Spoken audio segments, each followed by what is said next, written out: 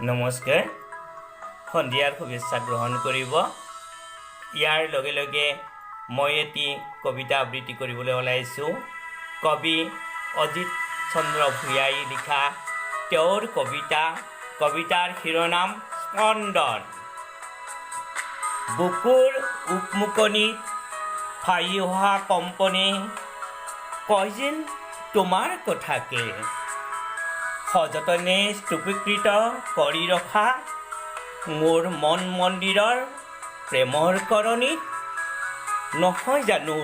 তুমি এপাহি কৰবী উশাহত তুমি আৰু নিশাহতো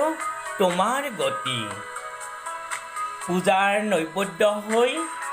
আশা থিতাপি অৰ্ঘ তুমি মোৰ এগছি শলিতা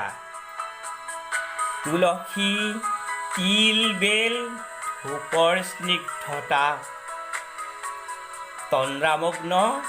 হৈ কিয় নোহোৱা নীৰৱ নাথাকা নকৰি প্ৰৱেশ মোৰেই দেশত